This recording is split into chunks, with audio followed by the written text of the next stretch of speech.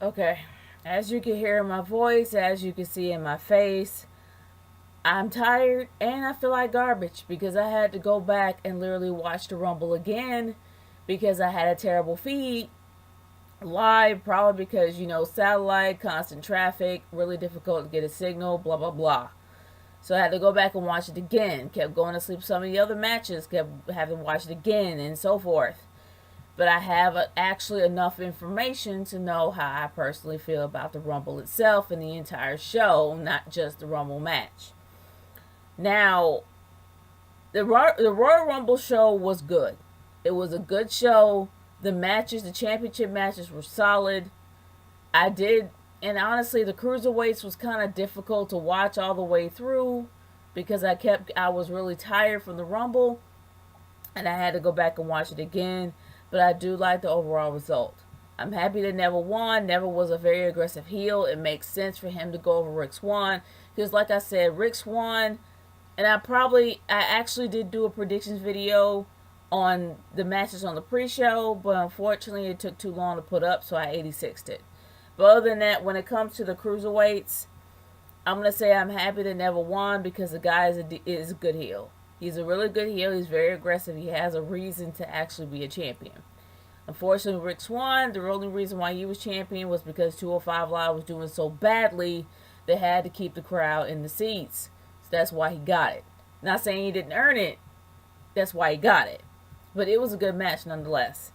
The match that kind of really impressed me, but also kind of shocked me because of how short it was or how short it felt, was definitely the Women's Championship. Excuse me.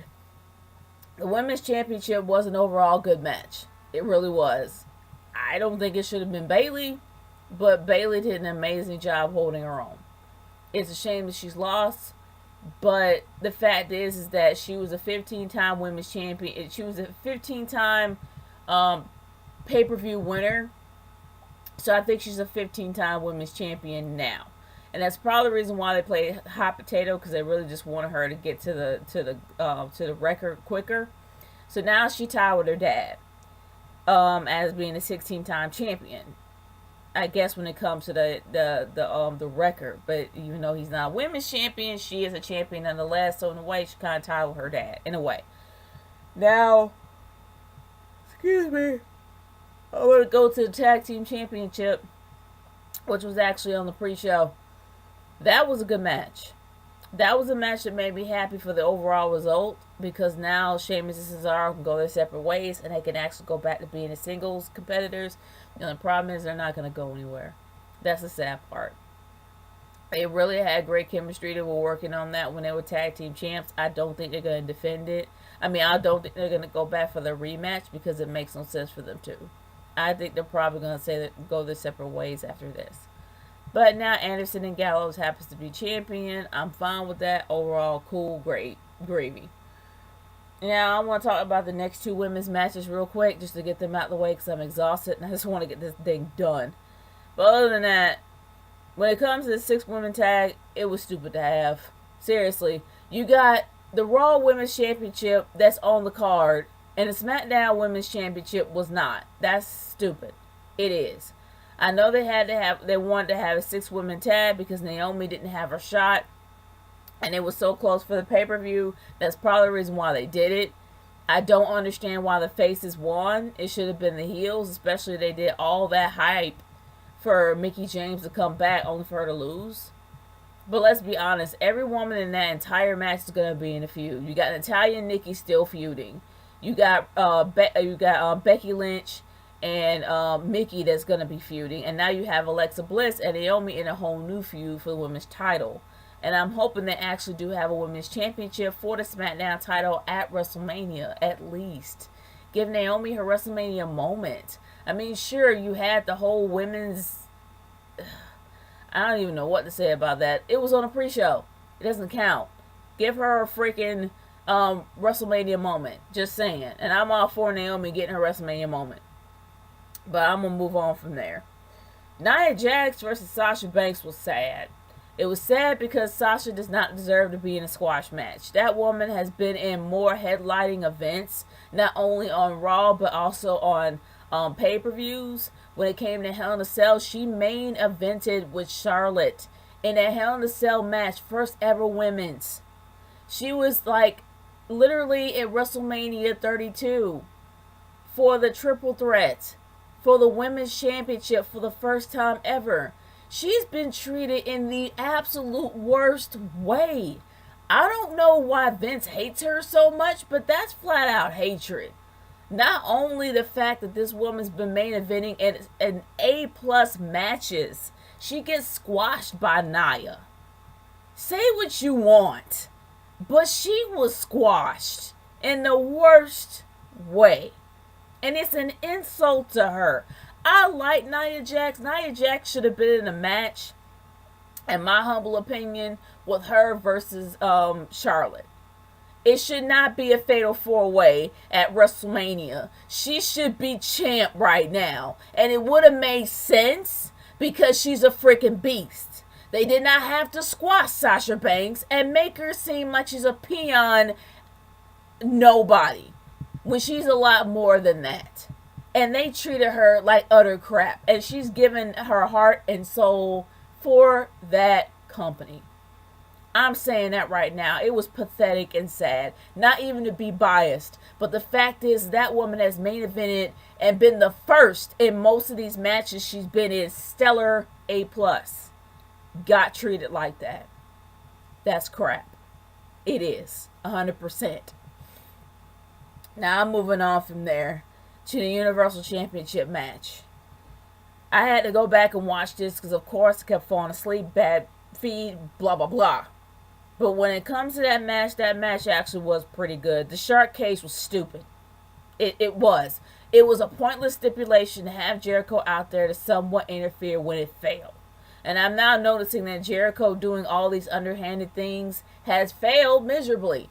Especially the fact that when he literally tried to use a tactic by Guerrero, Eddie Guerrero put his stamp of approval on that. Well, not approval, but he just put his stamp of perfection on that move, and it was like one of the matches on Raw, and he failed miserably trying to execute it.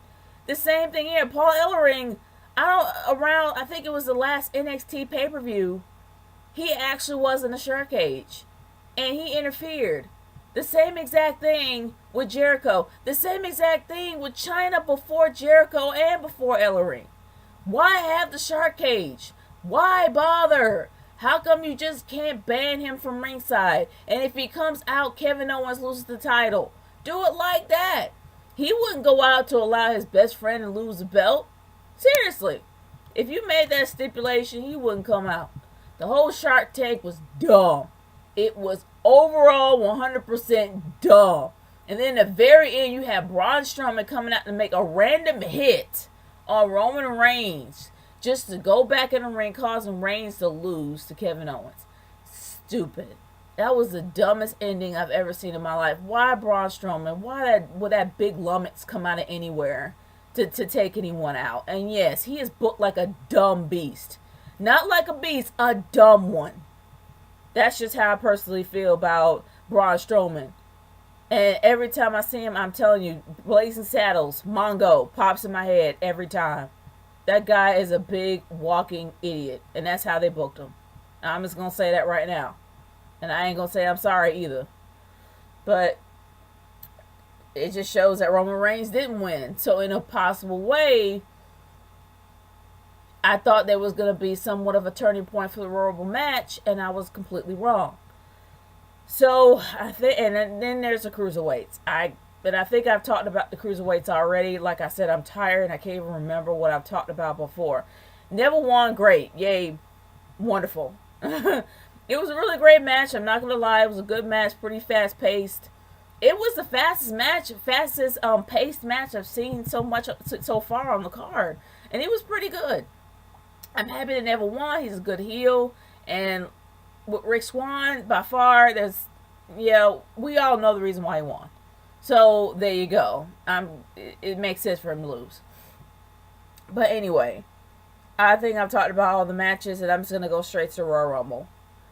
Y'all, I'm not happy with the Rumble at all.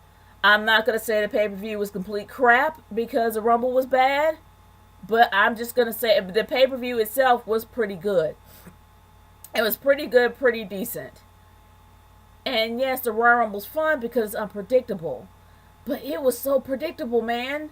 How everybody who was listed as a number was set up, that was pretty much either set up to be in a feud in the future for WrestleMania, or I don't know what else to say. Because, I mean, do you really think it was a coincidence that Sami Zayn came as number 8 and Braun Strowman came as number 7? Really? Do you think it's a coincidence that Big Show came out as number 9? No. And, of course, Ty Dillinger, number 10. Everyone knew that. There was no surprises at all for the entrance. And that's the sad part of it. We already knew that Kurt Angle wasn't going to be coming. We knew Kenny Omega wasn't going to be coming. He made that clear on Twitter. We knew that Finn Balor wasn't even cleared to wrestle. And we thought that Samoa Joe was going to be coming up. He didn't even show up. We thought we were going to see people from the UK tournament that was going to be in it. They weren't in it. And honestly, there was no surprise entrance except for Mark Henry. Why is he the go-to guy for surprises? Seriously. We know Mark Henry's about to retire. We know that he was going to try to get as much as he possibly can. And what happened? All of the freaking Giants got eliminated early except for dumb Strowman. Oh my gosh, how overpowering this fool was. And you can't, I'm sorry, nothing can tell me or convince me that Big Show couldn't knock this dumb big lummox's butt out. Seriously. And I know it sounds like I'm hard on Strowman, but all Strowman is being booked as a big guy. When there's multiple big guys on the roster that can take him down. He's way too powerful.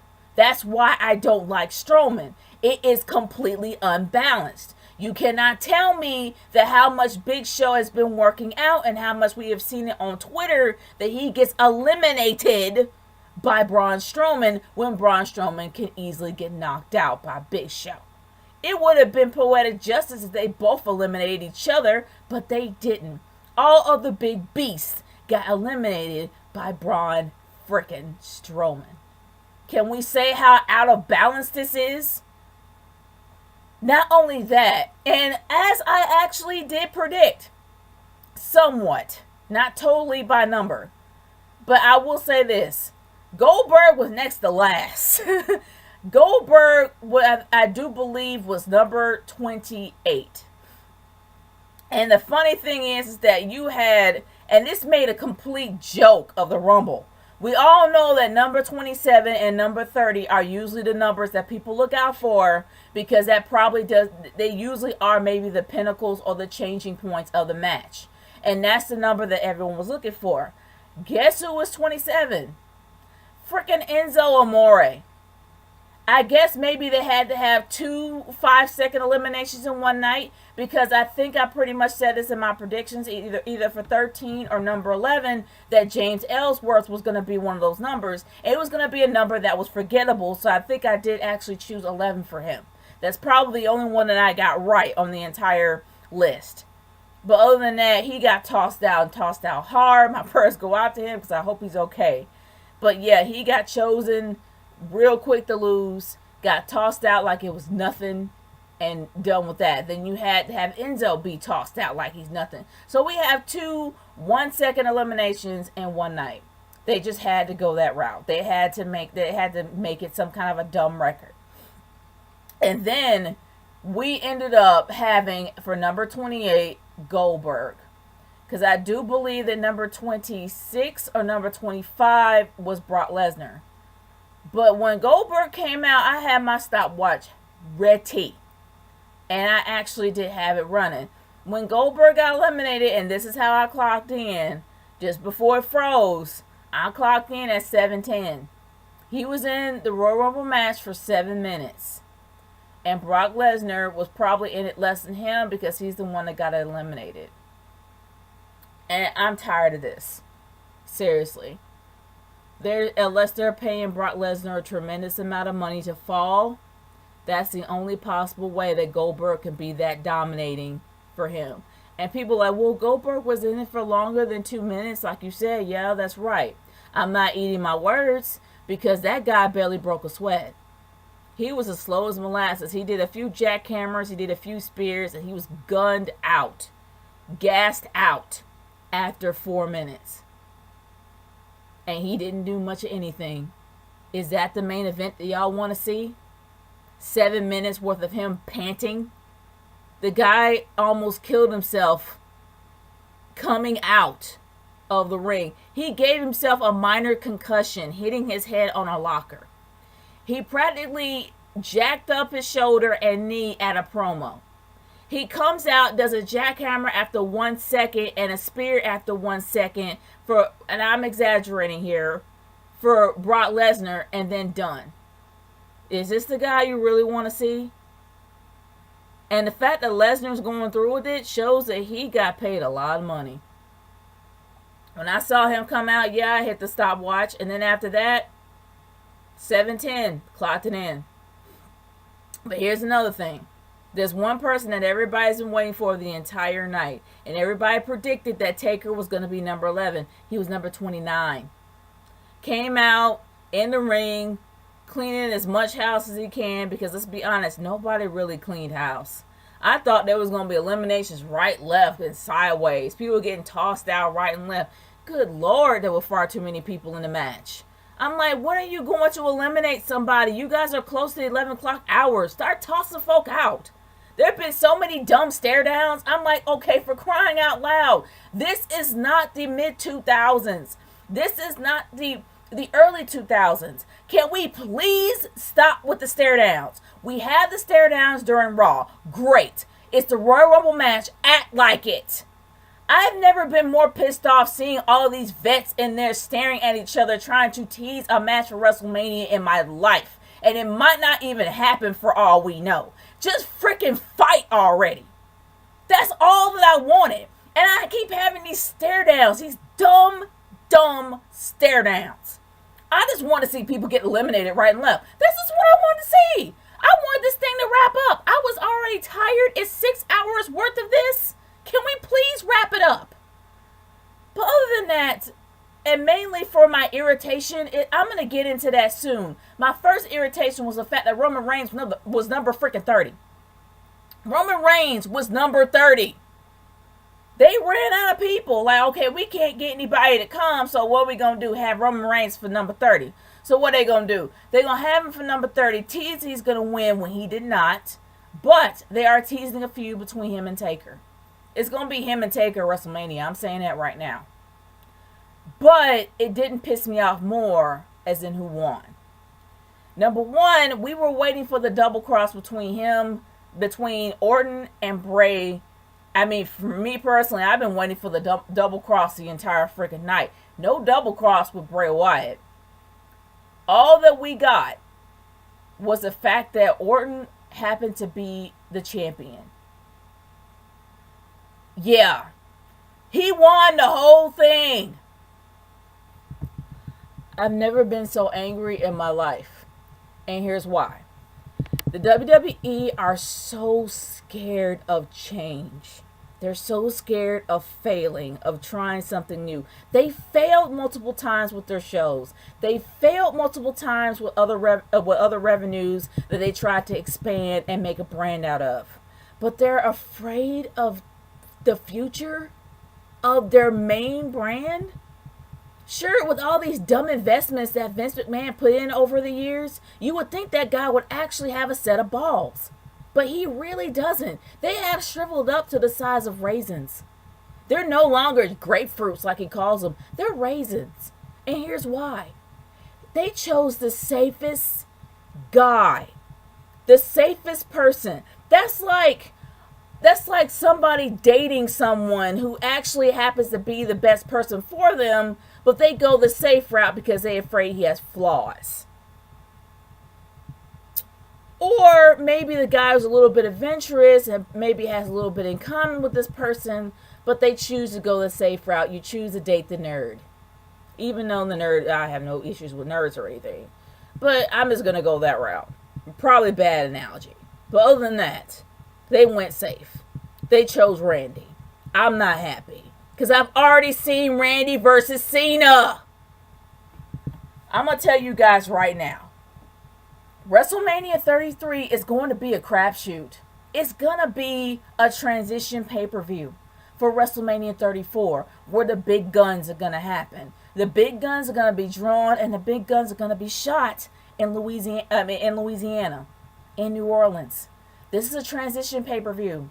Just like how WrestleMania 27 in Atlanta, unfortunately, was a transition pay-per-view for 28, and 28 was the one that came out with a bang.